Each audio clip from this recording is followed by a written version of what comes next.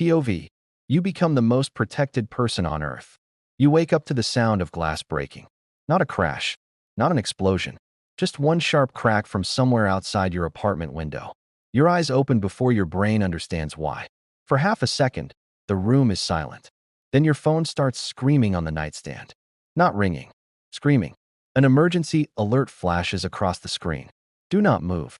Stay away from windows. Help is coming. You sit up too fast. Your heart slams against your ribs. The apartment is dark, except for the cold blue glow of your phone. You don't understand. You check the time. 3:17 a.m. You check the message again. Do not move. Then you hear it. Footsteps in the hallway. Heavy, fast, coordinated. Not one person, many. Your first thought is police. Your second thought is worse. You slide out of bed, barefoot, phone in hand. Your apartment suddenly feels unfamiliar. The kitchen chair, the half-empty glass of water, the hoodie on the floor. Everything looks normal, which somehow makes it more terrifying. Another message appears. Get down. Now. Before you can think, your front door bursts inward. 3 men in black body armor flood into your apartment. One points a rifle toward the window. One grabs your shoulder. One says your full name. You freeze. Are you injured? You shake your head. Can you walk? You nod. Good. Move. But you don't move. Nobody explains who they are. Nobody explains why your door is on the floor. Nobody explains why the man holding your arm looks less like a cop and more like someone who has spent his whole life preparing for war. The window behind your bed shatters. Glass sprays across the floor. The man holding your arm throws you down so hard your shoulder hits the carpet. Someone shouts. Another person shouts back. A black shield rises between you and the window. Then you see it. A small, perfectly round hole in the wall. A bullet. The room tilts. Someone just tried to shoot you. You don't know why. You don't know who. You don't know what you did. But the people around you know exactly what happens next. They lift you off the floor like luggage and move. Out of the bedroom. Across the living room. Past your broken front door. Into a hallway full of armed people. Your neighbor's door opens a crack. A terrified eye appears in the gap. One of the men shouts for her to get inside. She disappears. You are pulled toward the emergency stairs. No elevator. Too exposed. One guard speaks into a microphone at his wrist. Package moving. Stairwell clear. Exit route 3. Package. That's you. You want to ask what is happening, but your mouth won't work. The stairwell smells like concrete and old paint. Your feet hit each step too quickly. One guard is in front. 2 behind. Another keeps his body close to yours, not out of comfort, but geometry. His shoulder stays between you and every open angle. You are not a person anymore. You are a target being moved through space. At the bottom of the stairs, the exit door opens before you reach it. A black SUV is waiting in the alley. Engine running. Doors open. 2 more vehicles sit behind it. No headlights. No sirens. Just dark shapes and armed people watching rooftops. Someone pushes your head down. You are shoved into the back seat. A man climbs in beside you. Another sits in front. The door slams. The convoy moves before your seatbelt clicks. Only then does someone finally speak. Listen carefully. You are alive because the first shot missed. You turn toward him. He is maybe 45. Clean haircut. Calm voice. Eyes that don't blink enough. My name is Graves. For now, I'm in charge of keeping you alive. For now, you whisper. He looks at the road. Yes. You wait for more. He gives you nothing. The SUV turns so sharply your shoulder hits the door.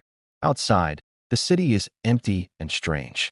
Streetlights slide across the tinted windows. Your apartment building disappears behind you. You look down at your hands. They're shaking. Graves notices. Breathe through your nose.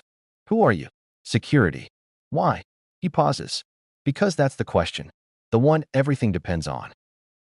Then he says, because as of tonight, you are the most protected person on Earth. At first, you think he means it as comfort. He doesn't. The most protected person on Earth does not mean safe. It means threatened enough to require protection no normal person could ever imagine. The convoy moves through red lights without slowing. Traffic cameras flash, but nobody cares. Somewhere ahead, police cars block an intersection. Officers stand facing outward, away from you, toward the dark. They don't look inside. They don't need to. Everyone seems to know what you are now. Everyone except you. You ask again, why is this happening? Graves checks his phone. Not casually. Professionally. Like he is reading whether the next 5 minutes of your life still exist. 26 hours ago, your biometric profile matched a classified genetic marker. You stare at him. That doesn't mean anything to me. It means something to a lot of other people. The SUV passes under a bridge. For 3 seconds, everything goes black. When you come out the other side, Graves continues. You are the only confirmed compatible donor for a foreign head of state whose death could destabilize half a continent. You blink. Your brain refuses the sentence. Donor. Not immediately. That word does not help. Immediately. You are also the only person whose identity was leaked during verification. You look out the window. The city suddenly feels full of invisible eyes. So people want to kidnap me? Yes. Kill me. Some. You laugh once. Not because it's funny. Because the alternative is screaming.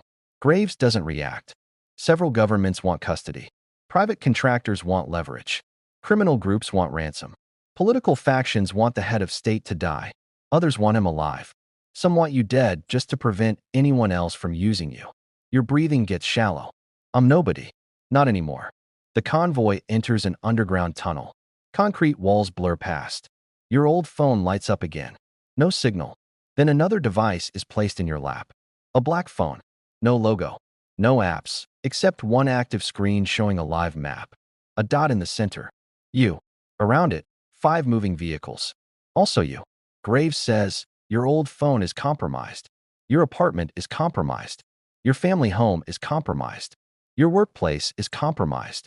You turn to him. My family. They're being moved. The world narrows. My mother. Protected. My brother. Protected. Where? You don't need to know. Yes, I do. No. You need them alive. Those are different things. That is the first rule you learn. Protection is not the same as comfort. Protection is not the same as kindness.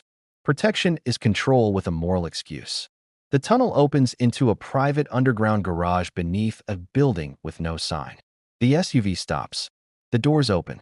You are rushed into an elevator. No buttons. No numbers. Just a scanner that reads Graves' palm. The elevator descends.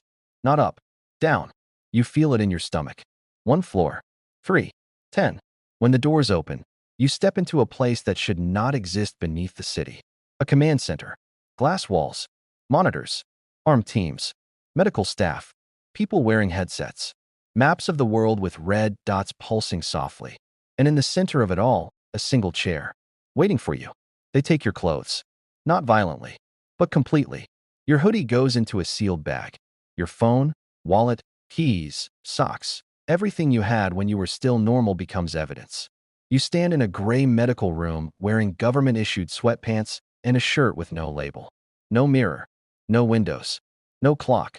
Just white walls and a camera in the corner. You ask if you can call your mother. They say not yet. You ask if you can go home. Nobody answers. A doctor checks your pupils. A nurse takes your blood. A man you've never met asks about allergies, surgeries, childhood illnesses, medications, blood type, family conditions, and whether you have ever donated bone marrow. You answer because everyone in the room behaves like your answers are urgent. You answer because Graves stands by the door. You answer because nobody gives you another option. Then a woman enters wearing a dark suit and no expression. She introduces herself as Director Vale. Not Agent Vale. Not Dr. Vale. Director. That word sounds permanent. She sits across from you. Do you understand your situation? No. She nods like she expected that. You are now under international protective custody. Am I under arrest? No. Can I leave? No. Then what's the difference? For the first time, she looks directly at you. The difference is that we are trying to keep you alive. She places a tablet on the table. On it is a photo of your apartment building.